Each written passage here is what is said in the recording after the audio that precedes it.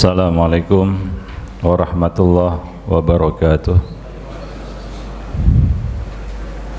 Alhamdulillah nahmaduhu wa nasta'inuhu wa nastaghfiruh wa na'udzu billahi min syururi anfusina wa sayyiati a'malina may yahdihillahu fala mudhillalah wa may yudlil fala hadiyalah. Ashhadu an la ilaha illallah wahdahu la syarika lah wa ashhadu anna Muhammadan abduhu wa rasuluh. Ya ayyuhalladzina amanu ittaqullaha haqqa tuqatih wa la tamutunna illa wa antum muslimun. Amma ba'd, fa inna ahsanal kalami kalamullah wa khairal hadi hadi Muhammad sallallahu alaihi wasallam wa syarrul umur muhdatsatuha wa kullu muhdatsatin bid'ah wa kullu bid'atin dhalalah wa kullu dhalalatin finnar. Jamaah kaum muslimin dan muslimat rahimani wa rahimakumullah. Alhamdulillah, pada kesempatan malam ini setelah kita mengerjakan sholat maghrib berjamaah, kita meluangkan waktu sejenak untuk duduk di majelis ilmu, mendengarkan nasihat dan peringatan. Wa dzakir fa inna dzikra tanfa'ul mu'minin. Berilah peringatan, sesungguhnya peringatan itu bermanfaat bagi orang-orang yang beriman. Pada kesempatan malam ini kita akan berbicara tentang penyakit was-was. Mungkin penyakit ada dalam hati kita, tapi kita mungkin tidak menyadarinya. Ini adalah penyakit yang dihembuskan syaitan ke dalam hati manusia, seperti yang Allah sebutkan di dalam surat An-Nas, min syarril waswasil khannas alladzi yuwaswisu fi sudurin nas. Dari kejahatan penyakit waswas yang dihembuskan oleh Al-Khannas. Al-Khannas adalah syaitan. Alladzi yuwaswisu fi sudurin nas, yang menghembuskan penyakit ini ke dalam dada manusia, yaitu hati mereka, minal jinnati wan nas, dari kalangan jin dan manusia. Ada yang menyebutkan bahwa was-was ini juga dialami oleh bangsa jin sebagaimana juga bangsa manusia. Para jemaah yang dimuliakan Allah, ada beberapa tingkatan was-was ini. Allah Subhanahu wa taala mengisyaratkan penyakit ini di dalam kitabnya, fi qulubihim maradun fazadahumullahu marada. Di dalam hati mereka terdapat penyakit, dan Allah Subhanahu wa taala menambah penyakit itu di dalam hati mereka. Para mufassirin menyebutkan bahwa ayat ini berkaitan dengan orang-orang munafikin. Berkaitan dengan orang-orang munafikin. Allah Subhanahu wa taala menyebut hati orang-orang munafikin ini adalah hati yang berpenyakit, dan Allah tambah penyakit itu di dalam hati mereka. Allah tambah penyakit itu di dalam hati mereka. Jadi penyakit was-was ini ada stadium 1, 2, 3, 4, dan pada puncaknya sampai ke stadium yang paling parah, yaitu stadium 5. Para jemaah yang dimuliakan Allah, nah, ada beberapa bentuk was-was yang menyerang hati manusia, mulai dari yang paling ringan sampai yang terberat. Ya, yang terberat adalah hati seseorang itu sudah terbalik seperti gelas yang tertelungkup, seperti cermin yang sudah tertutupi permukaannya sehingga cahaya yang disorotkan tidak bisa dipantulkan, sehingga air yang dituangkan tidak bisa ditampung. Ini hati yang sudah terbalik dan hati yang sudah tertutupi rona hitam.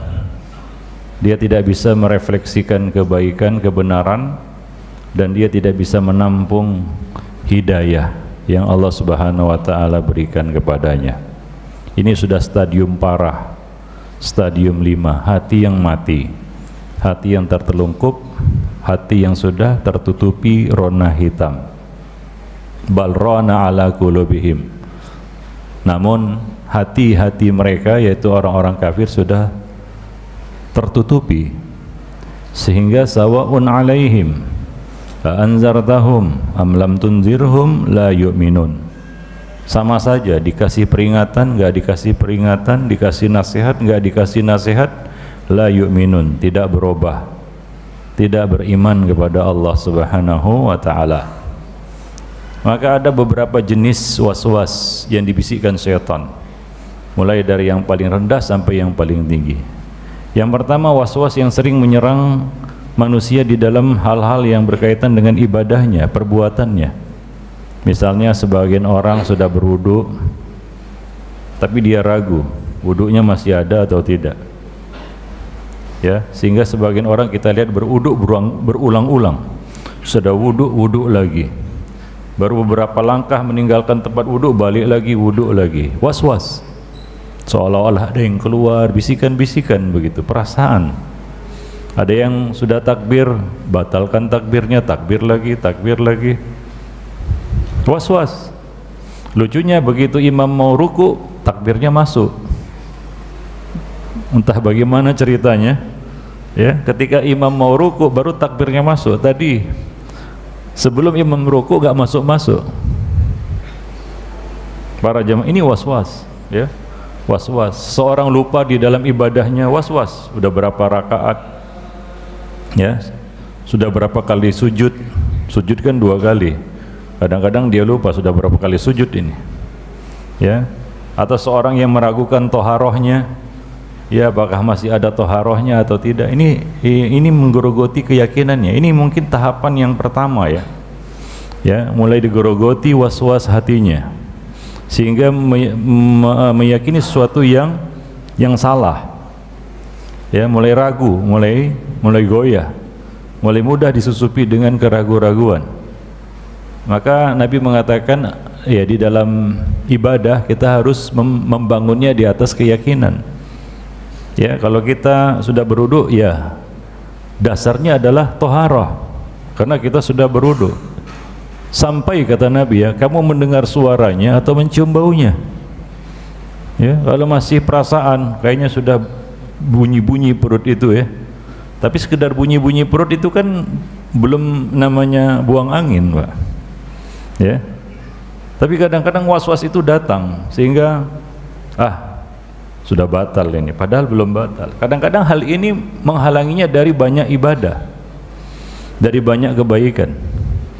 Ikhwani fiddin ma'asyiral muslimin rahimani wa rahimakumullah. Nah, ini adalah keraguan-raguan stadium 1, ya, mungkin masih ringan, ya. Ini berkaitan dengan ibadah, berkaitan dengan amal perbuatan.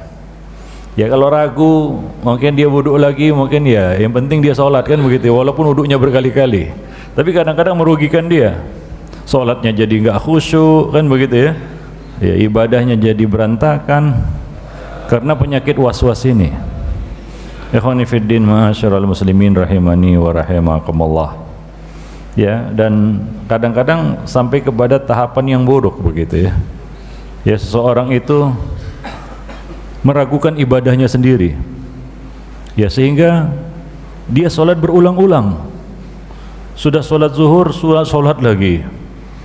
Padahal kita tidak boleh melakukan sholat zuhur 2 kali dalam 1 hari. Tapi bagi orang yang was-was tadi, ya, kadang-kadang dia ulang tanpa sebab, Pak. Udah sholat maghrib tadi, diulangi lagi sholat maghrib. tanpa alasan, hanya karena ragu saja, kayaknya tadi belum mantap. Iya, wah kayaknya tadi sholat tadi yang tadi saya lakukan belum mantap ini, saya ulangi lagi 2 kali 3 kali. Nah ini kan dilarang, tanpa sadar dia jatuh dalam perkara yang dilarang. Dan kadang-kadang dia membatalkan amalnya sendiri tanpa sebab, ya, membatalkan amalnya sendiri tanpa sebab. Padahal Allah mengatakan wala tubtilu a'malakum, jangan kamu batalkan amal kamu. Maka kaedahnya al-bina 'alal yaqin, sesuatu harus dibangun di atas yakin. Ya, kalau kita sudah berwudu maka asalnya adalah suci, sampai jelas kata Nabi ya, tercium baunya atau terdengar suaranya. Ikhwani fiddin ma'asyiral muslimin rahimani wa rahimakumullah. Nah itu satu stadium 1. Nah meningkat ke stadium yang lebih tinggi. Kalau tadi menyerang ibadah-ibadahnya, perkara-perkara amaliyah, naik tingkatan masuk kepada perkara-perkara imaniyah. Ya seperti kata Nabi, datang setan kepada salah seorang dari kamu dan berkata, Allah menciptakan ini, Allah menciptakan itu. Lalu siapa yang menciptakan Allah Subhanahu wa ta'ala? Ya, lalu siapa yang menciptakan Allah? Ya kadang-kadang seorang itu kurang kerja ya, dia berkhayal. Ya inilah dia, ya kita katakan apa, mau belajar tanpa ilmu, tanpa guru, tanpa bimbingan orang yang ahli, tidak melakukan fas'alu ahla dzikri. Ya diombang-ambing dengan apa? Dengan was-was seperti ini, sehingga pada puncaknya dia meragukan perkara-perkara gaib akhirat yang gak nampak.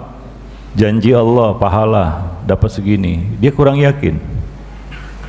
Nah ini yang menyerang iman, sudah naik tingkatan ini, stadium 2, yaitu menyerang apa? Menyerang imannya kepada Allah, imannya kepada perkara gaib, iman kepada janji-janji Allah, mulai ragu-ragu. Setan datang itu membisikkan kepada kita, Allah ciptakan ini, Allah ciptakan itu. Siapa yang menciptakan Allah? Ini kalau diterusi, ini bisa kufur dia. Maka Nabi mengatakan falyata'awwaz billah summal yantahi. Dia berta'awuz kepada Allah, kemudian dia hentikan itu, jangan teruskan. Dalam riwayat lain, hendaklah dia mengatakan Allahu Rabbi la syarikalah. Dalam riwayat lain dia membaca amantu billah. Dalam riwayat lain dia membaca surat Al-Ikhlas, Qul huwallahu ahad, Allahu samad, lam yalid wa lam yulad wa lam yakul lahu kufuwan ahad. Dalam riwayat lain dikatakan dia melepeh ataupun meludah 3 kali ke kiri supaya dia terhindar dari gangguan setan. Dan yang pada puncaknya adalah dia harus menghentikan bisikan-bisikan itu, karena kalau tidak dihentikan bisa-bisa dia kufur kepada Allah Subhanahu wa ta'ala. Ya, dan tidak sedikit orang-orang yang berujung kepada penyakit gila ini kalau dia memikirkan ini, ya, sesuatu yang nggak akan bisa dia pikirkan, sesuatu yang tidak akan bisa dia dia selidiki, dia cari. Bagaimanapun dia selidiki, dia nggak akan tahu jawabannya. Siapa yang menciptakan Allah? Karena Allah wal awwal wal akhir, dia yang maha awal dan maha akhir. Tidak ada sesuatu pun sebelum Allah Subhanahu wa ta'ala, sesuatu yang tidak akan bisa masuk dalam akal manusia. Ikhwani fiddin ma'asyiral muslimin rahimani wa rahimakumullah. Ini stadium 2, sudah lebih tinggi was-wasnya daripada yang pertama tadi. Maka obatnya seperti yang disebutkan Nabi SAW. Ya, dan juga hendaknya kita menyadari ya bahwasanya akal ini ada batasnya. Tidak semua perkara bisa kita ketahui dengan akal kita. Manusia itu lemah. Wa khuliqal insanu dha'ifah. Diciptakan manusia itu lemah, maka akalnya pun lemah, terbatas, berbatas dengan lupa, dan diawali dengan ketidaktahuan ataupun jahil, dan diakhiri dengan lupa. Itu ilmu manusia. Setinggi-tingginya, sepintar-pintarnya manusia, bagaimanapun tingginya IQ seseorang, itu dia pasti berawal dari kejahilan. Jahil, dia dulu nggak tahu apa-apa, Ya, kemudian berujungnya adalah lupa. Sampai-sampai profesor pun lupa di mana dia letakkan kacamatanya, padahal di atas kepalanya, kan gitu ya. Kira-kira demikianlah. Nah, jadi terbatas. Maka ada hal-hal yang nggak bisa kita pikirkan dan nggak boleh kita masuki wilayahnya. Itu bukan wilayah akal. Itu wilayah apa? Iman. Membenarkan, tasdik berita-berita yang Allah Subhanahu wa taala sampaikan dari langit, yaitu wahyu. Ya, akal enggak masuk lagi ke situ. Para jemaah yang dimuliakan Allah. Ya, misalnya tentang sifat-sifat Allah. Nah, ini enggak bisa diakal-akali begitu dengan logika manusia. Ya, menetapkan dan menafikan sifat-sifat Allah ini enggak bisa dengan akal manusia. Para jemaah yang dimuliakan Allah. Kita sering mengucapkan Allahu Akbar, Allah Maha Besar. Lebih besar daripada apa yang terlintas dalam benak manusia. Maka dari itu, kaedahnya di dalam nama dan sifat Allah adalah bahwa ma khatara fi balik wallahu ghairu zalik. Itu kaedahnya. Apapun yang terlintas dalam benakmu tentang Al-Khaliq, tentang Allah, maka Allah tidak seperti yang kamu bayangkan itu. Ikhwani fiddin, ma'asyiral muslimin. Jadi imani, Allah bercerita tentang dirinya begini begitu, imani. Jangan kita laga itu dengan akal kita. Allah cerita tentang dirinya, Allah Subhanahu wa taala memiliki sifat ini itu, semua yang ada di dalam Quran dan sunnah, imani. Itu akidah Ahlus Sunnah wal Jamaah. Jangan dikecilkan Allah dengan mengatakan, Allah cukup punya 7 sifat saja. Allah cukup punya 20 sifat saja, yang lainnya enggak perlu Allah punya. Ini dari akal mana ini seperti ini? Allah lebih besar daripada apa yang kita bayangkan. Maka imani saja apa yang Allah Subhanahu wa taala ceritakan tentang dirinya. Ya, jangan campuri dengan akal kita. Maka dari itu Imam Syafi'i mengatakan, barang siapa yang ingin mengenal Allah dengan akal logikanya, maka dia belajar pagi, siang, sore sudah gila. Ikhwani fiddin, ma'asyiral muslimin, rahimani wa rahimakumullah. Ini waswas, ya, yang menyerang hati manusia. Ini stadium 2, sudah menyerang akidahnya ini. Yang ketiga, ya, mulailah stadium penyakit waswas ini meningkat lagi, yaitu menyerang secara khusus imannya kepada takdir. Dia mulai mempertanyakan mengapa dan mengapa terhadap apa-apa yang sudah terjadi. Ini was-was sebenarnya, ya. Ini was-was, dan sering itu orang-orang awam menanyakan tentang takdir gitu ya, dan berusaha untuk menguak misteri takdir. Gak akan bisa terkuak itu. Kenapa Allah Subhanahu wa taala menakdirkan tidak begitu? Ini gak akan bisa masuk dalam akal manusia, dan ini adalah pintu syaitan. Ini was-was stadium 3, lebih tinggi lagi ini. Itu yang disebutkan Nabi dalam hadis, ya, wa in asabaka syai'un fala taqul law anni fa'altu kadza wa kadza lakana kadza wa kadza. Itu was-was itu. Kalau kamu tertimpa musibah, terjadi sesuatu yang tidak kamu inginkan, jangan kamu katakan kalau seandainya tadi begini-begini tidak akan terjadi begini begitu. Jangan katakan seperti itu. Walakin qul qadarullah wa ma syaa fa'al. Tapi katakanlah ini adalah takdir Allah. Apa yang Allah kehendaki pasti terjadi. Kenapa? Karena lau ini akan menghasilkan was-was dalam hati kita. Berandai-andai, andai kata, seandainya kalau tadi begini nggak akan jadi begitu. Dari mana kita tahu? Kalau seperti yang kita kehendaki, maka terjadi seperti yang kita kehendaki. Belum tentu juga ya. Padahal kita memang tahu itu. Tapi kadang-kadang was-was itu menyerang hati, sehingga kita suka berandai-andai dalam bab takdir. Ini adalah was-was. Nabi mengatakan fa inna lau taftahu amal syaitan. Karena ucapan lau dan lau ini, andai kata dan seandainya ini akan membuka pintu-pintu syaitan. Pintu-pintu syaitan. Amal syaitan. Apa amal syaitan? Menghembuskan was-was. Alladzi yuwaswisu fi sudurin nas. Mulailah hati kita was-was tentang takdir ini. ini Allah bijaksana atau enggak ini? Kayaknya Allah enggak bijaksana, saya lebih bijaksana dari Allah Subhanahu wa Ta'ala. Seharusnya yang terjadi begini, enggak begitu. Seharusnya bencana itu menimpa orang lain, bukan menimpa saya.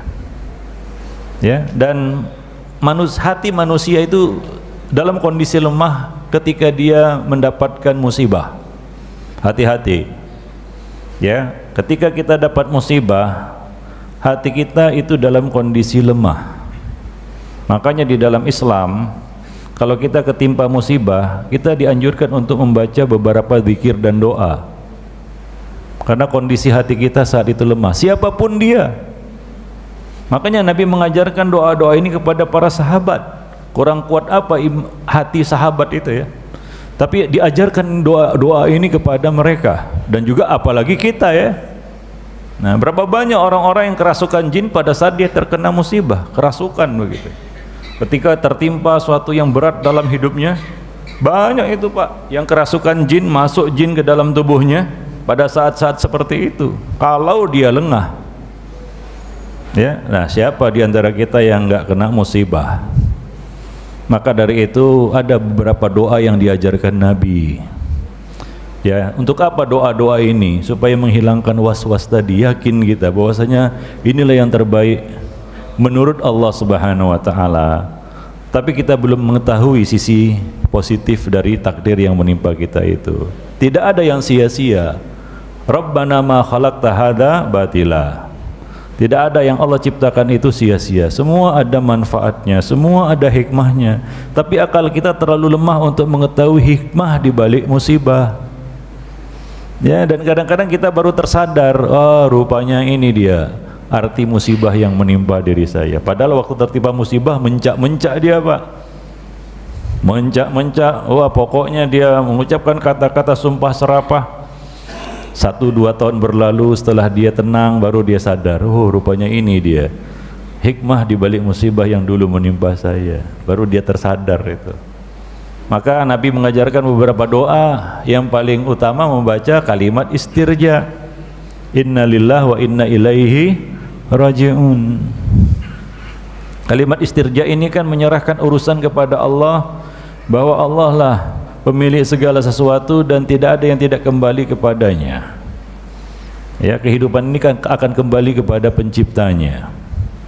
Kemudian membaca doa Allahumma ajurni fi musibati wa akhlif li khairan minha. Kita minta pahala dari musibah yang menimpa kita, ya, yaitu minta kepada Allah agar diberikan kesabaran, karena dengan sabar musibah itu bisa menjadi pahala bagi kita, bahkan pahala tanpa hisab.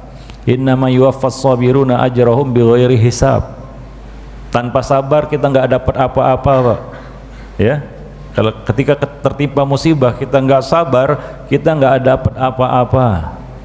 Ya, kita kembali dengan tangan kosong, seperti orang yang sudah jatuh ketimpa tangga. Ya, sudah nggak dapat pahala, kena musibah lagi. Ya, nggak apa-apa lah kita ketimpa musibah, tapi kita dapat pahala tanpa hisab. Syaratnya apa? Sabar. Kemudian kita dianjurkan membaca doa Allahu Rabbi la syarikalah. Ya. Kemudian kita diajarkan oleh Nabi untuk membaca doa, ya, Allahumma rahmataka arju fala taqilni ila nafsi tarfata ain aslih li sya'ni kullahu la ilaha illa anta. Itu diajarkan Nabi ketika kita tertimpa kesulitan musibah.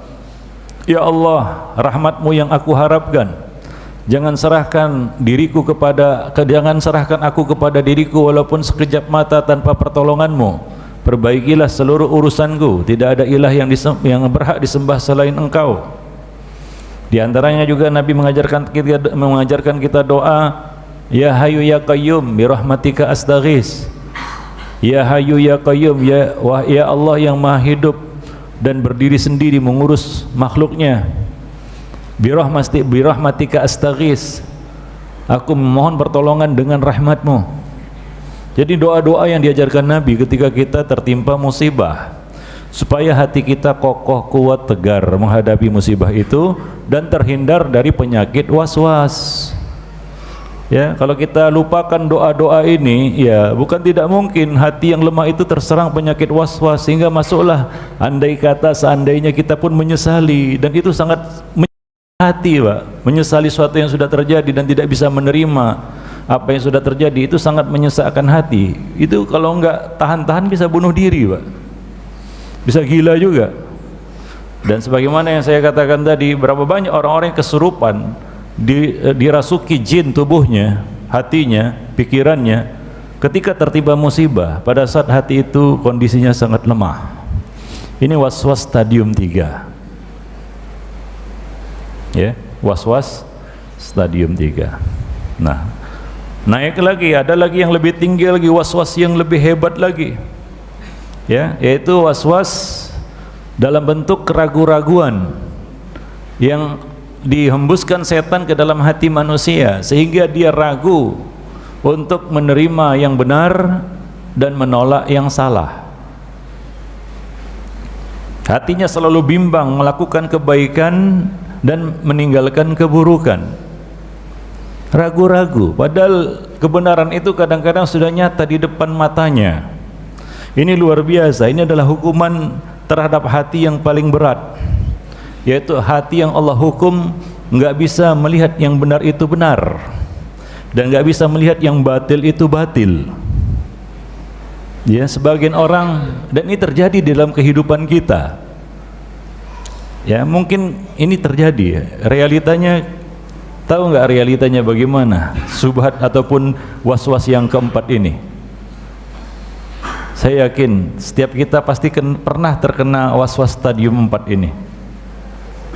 Pernah nggak dikasih nasihat sama orang? Sama istri mungkin, Pak, sama teman, pernah nggak? Atau sama orang tua, atau sama siapa saja. Ada orang lain datang menasihati kita. Kadang-kadang kita tahu nasihat itu benar, benar. Dari hati sanubari kita yang paling dalam, kita tahu ini benar nasihat teman saya ini. Tapi dengan serta-merta kita tolak. Kadang-kadang kita pun nggak sempat mikir kenapa saya tolak nasihatnya, padahal nasihatnya benar. Kita akui itu. Terjadi nggak itu? Itulah was-was. Ya, sehingga suatu yang nyata benarnya seperti matahari di siang bolong, kata orang, kita tolak. Ya, kadang-kadang datang orang mengoreksi ya kesalahan kita, mungkin sholat kita, mungkin akidah kita, semua perkara yang berkaitan dengan kehidupan kita. Datang saudara kita menasihati kita, dikasihnya dalil lagi, bahkan kadang-kadang dihadiahinya buku, baca ini, kadang-kadang dikasihnya dalil lagi, kan gitu ya, dikasihnya rujukan, ini dalilnya, ini keterangannya, dia pun membaca, bener itu, oh bener, ini harusnya seperti ini, tapi dia tolak. Ini keraguan-raguan, ini luar biasa. Dan inilah yang menyerang hati orang-orang kafir, hati orang-orang munafik, ya, yang apa namanya, yang menolak mukjizat yang sudah nampak di depan mata mereka, seperti Fir'aun, ya, seperti kaum para nabi terdahulu. Mereka melihat mukjizat di depan mata mereka, tapi mereka tidak beriman. Ini was-was, udah stadium 4 itu. Ya, seorang mengetahui ini benar, ini baik, tapi dia ragu untuk melakukannya. Seolah-olah dia ragu, yang baik ini pasti mendatangkan maslahat. Dan dia ragu untuk meninggalkan keburukan, padahal dia tahu itu adalah perkara yang membawa mudarat. Ya, maka dari itu, coba lihat orang yang merokok. Dia tahu itu, rokok itu buruk. Tertulis itu di sampul rokok, rokok membunuhmu. Ya, sekarang lain lagi tulisannya, ya, gara-gara merokok saya kena kanker tenggorokan.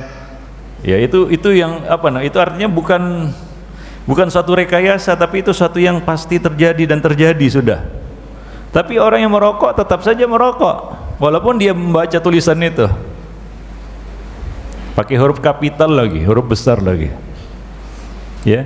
Tapi yang orang yang merokok itu seolah-olah ragu, dia apa yang benar seperti itu, dia merokok aja terus, sambil berkata nggak ada orang yang merokok mati, ya, nggak, maksudnya nggak ada ya orang yang sambil merokok mati begitu. Ini was-was ini, ya, was-was. Ya, sebagian orang kita dakwahi dia, kita katakan ini salah, akidah seperti ini, amal seperti ini salah, yang benar begini, dalilnya ini, referensinya, rujukannya ini. Kalau mau baca silahkan baca. Dan dia pun tahu apa yang dilakukannya itu tanpa ilmu, nggak ada dalilnya, niru-niru orang, latah. Dia pun tahu itu. Kalau ditanya kamu lakukan itu apa dalilnya, nggak tahu lah katanya. Yang jelas aku lihat orang-orang melakukan seperti ini, aku ikut-ikut aja. Dia tahu apa yang lakukannya itu tidak ada dasarnya, ya. Tapi ketika datang keterangan itu, kenapa dia tidak menerimanya? Ini was-was. Dia kena was-was. Ya, maka saya katakan tadi, sering kita menolak nasihat, dan penyakit ini ada pada diri kita. Ya, kita sering dapat nasihat dari orang, entah bagaimana kita pun kadang-kadang nggak tahu sebabnya, kita tolak nasihat itu. Apalagi nasihat dari istri kan gitu ya. Makanya nasihat itu kan kedengarannya pedas di telinga gitu ya. Ya, pedas di. Tapi kalau bujuk rayu setan itu terdengar merdu di telinga. Merdu sekali, seperti simfoni yang indah kan gitu ya, merdu terdengar, ya, sehingga hati kita terlena, hati kita mengikutinya. Ini was-was dari syaitan. Maka dari itu kita perlu terus membersihkan hati kita dan terus menuntut ilmu, karena cara untuk menolak was-was stadium 4 ini adalah dengan dua hal. Kita melakukan proses tazkiyatun nufus, pembersihan jiwa. Jangan abaikan dan jangan remehkan tazkiyatun nufus. Coba lihat syariat Islam, semua sisi aspek itu ada unsur tazkiyatun nufusnya. Ya, belajar apapun kita di dalam agama ini pasti ada sisi tazkiyatun nufusnya, pembersihan jiwa. Karena jiwa itu ya mudah kotor dia, maka perlu kita bersihkan. Siapapun dia. Maka para salaf dahulu di dalam menuntut ilmu, mereka tidak melupakan sisi tazkiyatun nufus. Maka dari itu antum pernah dengar Abdullah ibn al-Mubarak itu belajar adab tazkiyatun nufus itu 30 tahun. Belajar ilmu-ilmu yang lainnya cuma 20 tahun. Ya. Artinya mereka tidak mengabaikan sisi tazkiyatun nufus itu. Ini sangat penting. Ya, Ibnul Qayyim dikenal dengan sebutan tabib amradil qulub. Ya, tabib penyakit-penyakit hati. Karena beliau melihat gejala ini di zaman beliau. Maka beliau banyak menulis tentang perkara-perkara yang berkaitan dengan tazkiyatun nufus. Orang penuntut ilmu perlu ini. Kalau tidak, ya, ilmu itu justru bisa menjadi bumerang bagi dirinya, senjata makan tuan. Kadang-kadang seorang itu nuntut ilmu untuk berbangga-bangga, untuk cari status, untuk mengejar sebutan, ya, suatu rahasia yang tersembunyi di dalam hatinya yang dia tidak tahu itu. Maka kita nggak boleh mengabaikan sisi ini. Ikhwani fiddin ma'asyiral muslimin. Nah, kemudian yang kedua adalah terus menimba ilmu, menuntut ilmu. Ini adalah proses yang harus terus kita jalani sampai mati. Ikhwani fiddin, berhenti kita menuntut ilmu, kita telah menyediakan atau membuka pintu bagi setan untuk masuk ke dalam diri kita. Berhenti saja kita nuntut ilmu, itu ada artinya kita telah membuka pintu setan untuk masuk ke dalam hati kita, untuk masuk ke dalam kehidupan kita. Maka dari itu Ibnul Jauzi mengatakan di dalam kitab Talbis Iblis bahwa tipu daya setan pertama, iblis yang pertama kepada anak manusia adalah menyeretnya kepada kejahilan, ya, menghalanginya dari ilmu. Karena kalau orang itu sudah jahil, setan leluasa, ya, untuk menyesatkan anak Adam ini dalam bentuk kesesatan apapun yang dikehendakinya. Ya, kita itu ibarat orang yang tenggelam di lautan dimain-mainkan sama ikan hiu. Itu tinggal dilahap aja itu, Pak. Nggak berdaya apa-apa lagi itu. Seperti itulah dia keadaannya. Ikhwani fiddin ma'asyiral muslimin. Maka coba lihat orang-orang yang jahil. Ya, kadang-kadang kita pun nggak habis pikir. Ya, ada orang yang percaya ada orang yang bisa menggandakan uang, bahwa uang itu bisa diganda-gandakan. Yang percaya itu bukan orang-orang nggak sekolah, Pak. Orang-orang yang sekolahnya tinggi, tapi jahil, ya. Jahil tentang agamanya. Nah, coba lihat, jatuh dalam satu hal yang konyol begitu. Ya, karena kejahilan itu. Setan bisa saja menyesatkannya dalam bentuk kesesatan apapun yang diinginkannya, yang diinginkan oleh setan. Maka kita harus terus melakukan proses ya talabul ilmi, menuntut ilmu. Tapi jangan lupa juga sisi tazkiyatun nufusnya. Dua hal itu harus saling mendukung satu sama lain, ya. Dan mudah-mudahan penyakit ini bisa hilang dari diri kita. Maka dari itu ada doa yang diajarkan Nabi, ada dua doa, ya. Ya muqallibal qulub tsabbit qalbi ala dinik, wa ya musarrifal qulub sarrif qalbi ila ta'atik, ila ta'atik. Ya Allah yang membolak-balikkan hati, teguhkanlah hatiku di atas agamamu. Ya Allah yang mengarahkan hati, arahkanlah hatiku untuk menaatimu.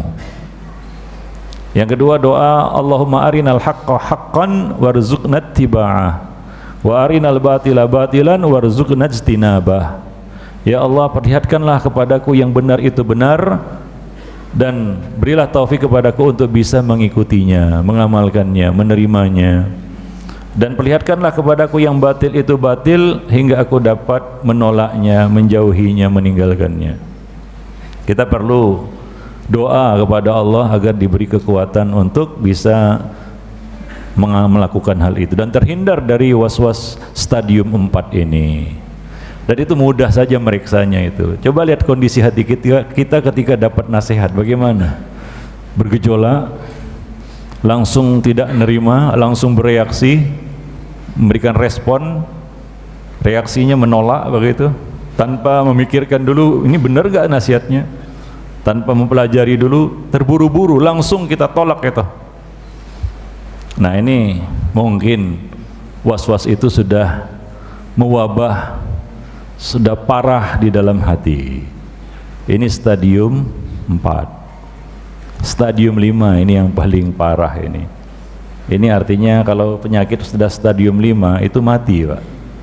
Dokter pun angkat tangan udah, plus angkat kaki juga, nyerah dia. Bunyinya udah lain tuh, Pak. Aja lah Pak gitu ya. Atau dia berkata kepada keluarga, udah bawa pulang aja lah bapak ini, kasih makan enak-enak. Udah tahu lah itu maksudnya. Udah nyerah dokter itu, udah stadium 5 ini, udah parah. Nggak bisa diharapkan lagi kesembuhannya. Inilah kondisi yang paling buruk.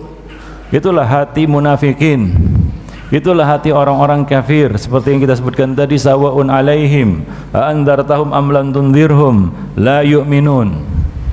Sudah enggak mempan lagi nasihat, ya, sudah enggak mempan lagi peringatan, apapun yang disampaikan akan langsung ditolak, ya, bahkan meyakini sebaliknya. Sudah terbalik semua timbangan, ya, yang batil itu dipandangnya benar, yang benar dipandangnya batil, yang ma'ruf dipandang mungkar, yang mungkar dipandang ma'ruf, sunnah dianggap bid'ah, bid'ah dianggap sunnah, syirik dianggap tauhid, tauhid dianggap syirik. Oh, udahlah, kiamat lah. Ini kiamat kecil. Ikhwani fiddin ma'asyiral muslimin, ya, kalau bukan karena hidayah dari Allah, orang seperti ini nggak akan sembuh. Para jemaah yang dimuliakan Allah, ya. Nah, itu kondisi yang paling parah. Nah, ini mungkin akibat kelalaian yang diperturutkan, ya, lalai, lengah, terus menerus, ya, sehingga orang yang lalai itu kan setannya makin lama makin besar, makin adidaya, makin dikdaya dia.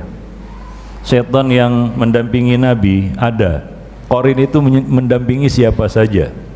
Tapi setan yang mendampingi Nabi itu kurus kerempeng, ya, karena nggak dikasih kesempatan untuk berkembang, ya, dimatikan terus, kurus dia, menderita, karena dia khannas terus, bersembunyi terus, tiarap terus dia. Para jemaah yang muliakan Allah, ya, itu setan yang mendampingi Nabi. Nah, coba lihat setan yang mendampingi kita, mungkin segede raksasa, gundurwo, Pak, ya, yang menguasai hati kita, Qarin kita itu, ya. Maka coba lihat kondisi kita. Kenapa setan itu disebut khannas? Anda suka bersembunyi, ya, sehingga kadang-kadang kita lupa. Di sini, di majelis ini, di masjid ini, dia mungkin bersembunyi. Makanya kalau kita duduk di sini, kita kan ingat akhirat, ingat yang baik-baik, mau jadi orang baik, mau jadi orang soleh, ya, mau melakukan kebaikan-kebaikan, niat-niat baik itu muncul, seolah-olah surga ada di depan mata kita dan kita berhasrat untuk meraihnya. Neraka ada di hadapan kita dan kita takut untuk memasukinya. Itu di sini, di majelis ilmu. Terasa enggak? Iya. Tapi lain cerita di luar sana. Keluar aja dari pintu itu lain cerita. Lain ceritanya sudah. Dia menampakkan dirinya. Si Khannas ini, Khannas itu yang bersembunyi, Pak. Begitu kita keluar dari situ muncul lagi dia. Ya, menakut-nakuti kita, ya. Kemudian asy-syaitan ya'idukumul faqr. Menakut-nakuti kamu dengan kefakiran. Ya, menakut-nakuti kamu dengan kegagalan. Kalau bukan sekarang kapan lagi? Nah, itu kalau dosa kan seperti itu. Mumpung ini, kalau bukan sekarang kapan lagi, begitu. Nah, setiap dosa pasti seperti itu. Seperti tulisan, hari ini gratis, hari ini bayar, besok gratis. Besok datang itu lagi tulisannya, Pak. Mana pernah gratis. Nah, begitu juga dosa. Kalau bukan sekarang kapan lagi? Itu bisikan-bisikan seperti itu. Ya, kita mau sedekah aja itu terhalang itu. Di sini makanya kalau ada niat baik itu jangan ditunda-tunda. Begitu ditunda, kondisi iman kita agak turun, setan masuk, nggak jadi sedekah. Ikhwani fiddin. Lain lagi ceritanya, planningnya sudah berbeda itu. Makanya kita katakan tadi, keluar saja kita dari pintu ini, lain ceritanya. Ya, hati kita naik turun. Kondisi iman kita juga berfluktuasi. Ikhwani fiddin ma'asyiral muslimin. Kadang-kadang kita sudah mau sedekah, sudah masuk tangan itu ke kantong, uang pun sudah dirogoh, sudah terasa lagi uang itu kan gitu ya, keluar merah ulah. Nggak jadilah, tadi cari uang biru soalnya, yang tertarik merah, turun lagi, nggak jadi. Nah, tarik keluar, ini ada yang biru ini, teringat yang hijau. Yang hijau aja lah, nggak jadi yang biru. Ya, keluar yang hijau, kayaknya bagusnya yang coklat begitu. Keluar yang coklat, aduh, yang abu-abu aja lah ya. Akhirnya yang keluar yang abu-abu. Ya, tahu kan warna duit kan? Tahu lah, masa nggak tahu warna duit. Nah, begitulah dia. Para jemaah yang muliakan Allah, kondisi hati kita, si Khannas ini akan menampakkan dirinya ya ketika kita mulai lengah. Ikhwani fiddin ma'asyiral muslimin rahimani wa rahimakumullah.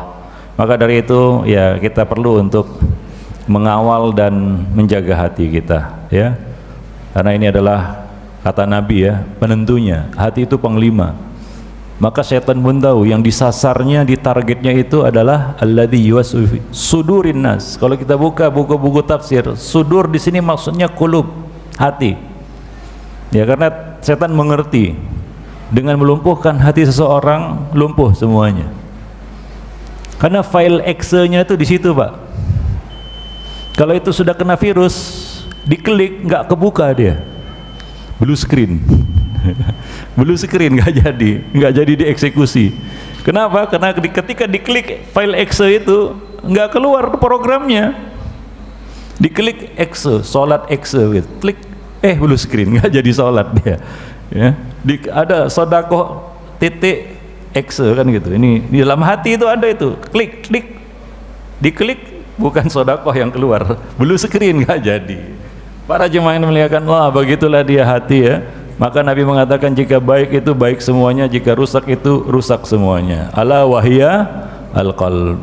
Para jemaah yang muliakan Allah, demikianlah, mudah-mudahan bermanfaat.